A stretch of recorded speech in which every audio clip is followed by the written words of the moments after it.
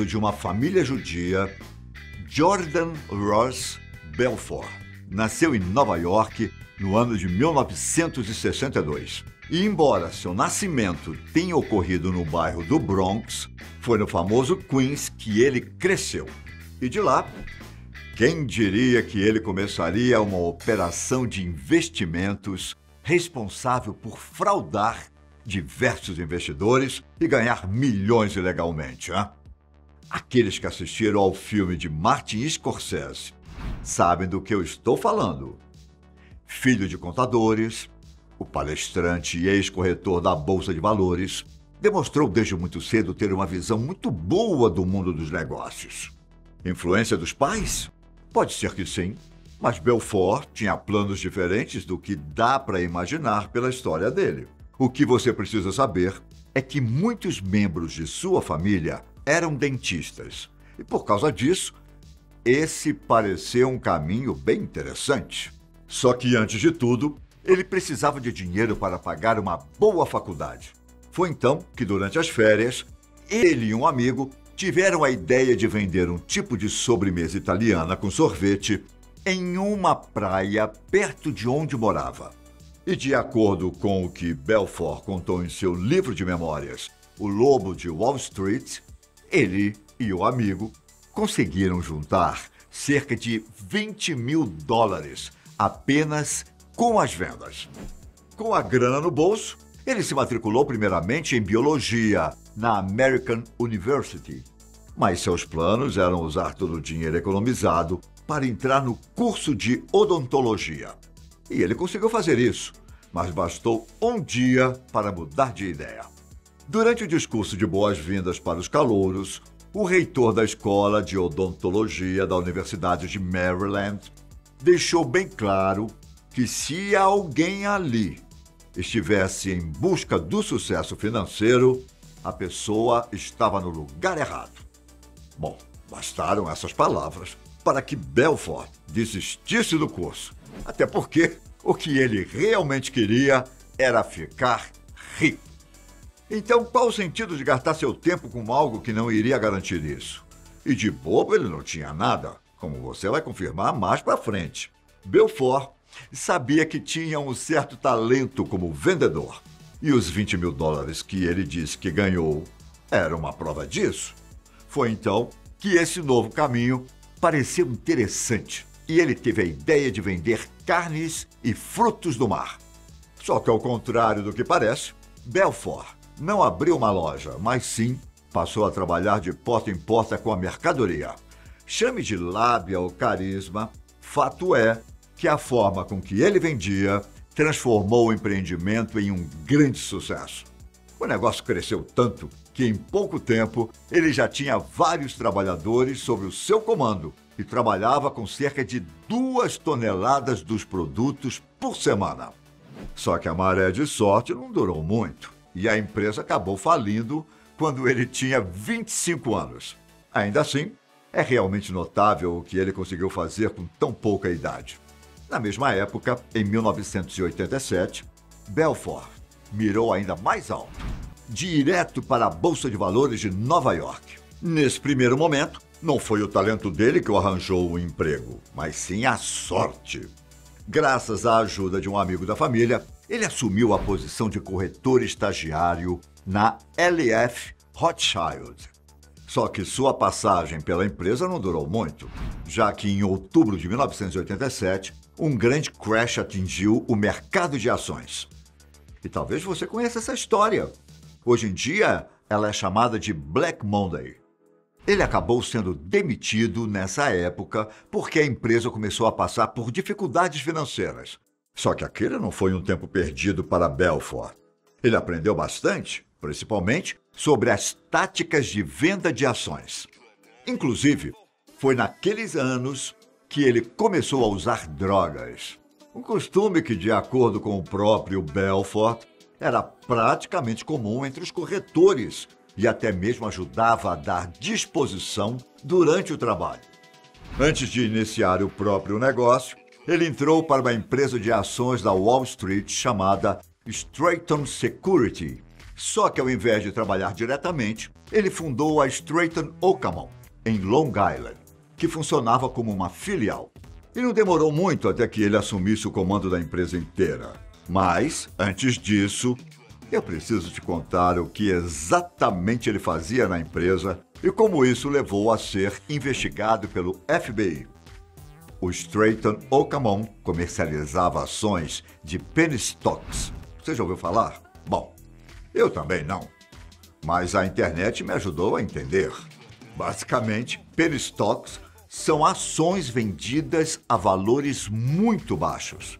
E quando eu digo baixo, eu quero dizer abaixo de $5. Algumas são até mesmo na casa dos centavos. Normalmente, esse tipo de ação é vendido por empresas pequenas, que estão começando e não têm dinheiro, ou por empresas que podem até ter falido, ou estão com dificuldades financeiras. Dito isso, você também precisa saber que essas ações não são muito fáceis de vender, já que não havia garantia de retorno, e Belfort sabia disso. Então, logo no início, ele usou seu talento como vendedor para empurrar as ações para pessoas mais simples, que provavelmente seriam enganadas mais facilmente. Só que o cara não ia ficar rico como ele queria apenas dessa forma. Mesmo ganhando uma alta porcentagem das penny stocks vendidas, isso não colocaria muita grana no bolso. Foi então que ele decidiu usar um esquema chamado Pump and Dump. Olha, eu vou ser sincero com vocês. Eu também não fazia ideia do que era isso. Mas a minha pesquisa pode ajudar vocês a entender. A estratégia consistia em vender boas ações de grandes marcas para pessoas com muita grana. Justamente porque as pessoas se sentem mais seguras para comprar esse tipo de ação. E no momento em que elas subiam na bolsa, os corretores de Belfort aproveitavam a empolgação e o êxtase do momento para ligar para o cliente e tentar vender uma penny stock. Conseguiram entender como ele fazia?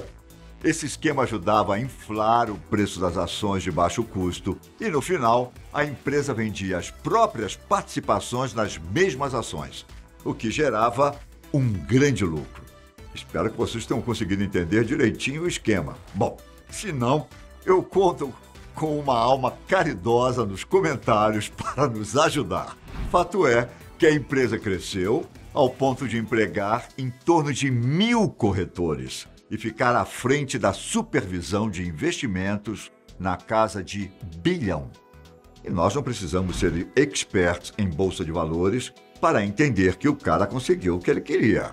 Com tanto dinheiro entrando, Belfort passou a ter uma vida luxuosa, repleta de festas, mansões, carros esportivos, produtos incrivelmente caros e, principalmente, drogas. Sobretudo, uma chamada Quaaludes. Por causa do uso, ele acabou enfrentando alguns problemas para lá de curiosos. Entre eles estava bater com um helicóptero no próprio quintal, afundar um iate super caro e até mesmo o fim do seu segundo casamento. E quando as pessoas dizem que o poder ou o dinheiro sobem a cabeça, a vida de Belfort é um exemplo disso. Ele não só incentivava os comportamentos irresponsáveis por parte dos funcionários, como também permitia o uso de drogas, substâncias, brincadeiras absurdas e até mesmo relações sexuais nos escritórios. Um dos lemas da empresa mostra bem o que ela tinha se tornado. Não desligue até que o cliente compre ou morra. Digamos que o negócio prosperou por alguns anos, mas acabou encontrando seu fim em 1999. Até aquele ano, Belfort acabou passando por alguns perrengues envolvendo a legalidade da companhia. Em 92, por exemplo, a Comissão de Valores Mobiliários dos Estados Unidos tentou fechar as operações da Stratton Okamon, onde a acusação de que a empresa estava manipulando os preços das ações e fraudando os investidores. A empresa chegou a um acordo e acabou pagando uma multa. Só que os problemas continuaram até a bomba estourar em 99, com a investigação do FBI. Belfort acabou se declarando culpado por lavagem de dinheiro e fraude de valores mobiliários, além de ter cooperado com as investigações para conseguir reduzir sua pena na prisão. E embora ele tenha sido condenado a cumprir 4 anos, Belfort cumpriu apenas 22 meses e foi multado em 110 milhões de dólares. Inclusive, foi nessa época que ele começou a se interessar pela escrita e desenvolveu a ideia de escrever sobre as próprias experiências de vida. Depois de ser libertado, ele foi obrigado a pagar 50% de sua renda para os ex-investidores fraudados. E tudo isso até 2009, como parte do acordo de restituição. Vale lembrar que foi neste mesmo ano e no anterior que ele publicou seus 2 livros de memórias. O Lobo de Wall Street, que foi adaptado para o cinema com Leonardo DiCaprio como Belfort, que, aliás, ele fazia incrivelmente bem, e, em seguida, A Caçada ao Lobo de Wall Street, que conta o que ele fez da vida após ser preso. E quanto ao novo momento de vida, digamos que ele se reinventou. Belfort iniciou carreira como palestrante motivacional e passou a lecionar sobre questões de ética e inspirações sobre o mundo financeiro. Mas talvez o que mais chame a atenção nessa nova carreira sejam os treinamentos de vendas que ele passou a fazer. E o discurso? Construção de riquezas. Desde então, Belfort sempre destaca que cometeu diversos erros durante sua passagem pelo mundo da Bolsa de Valores e que se arrepende muito por ter perdido o dinheiro das pessoas através de golpes. Segundo ele, as drogas o influenciaram a cometer os crimes. Só que a discussão sobre isso eu deixo com vocês. Vocês é que sabem. O que eu posso dizer é que, às vezes, o mundo não gira. Ele capota. Um forte abraço. Tchau!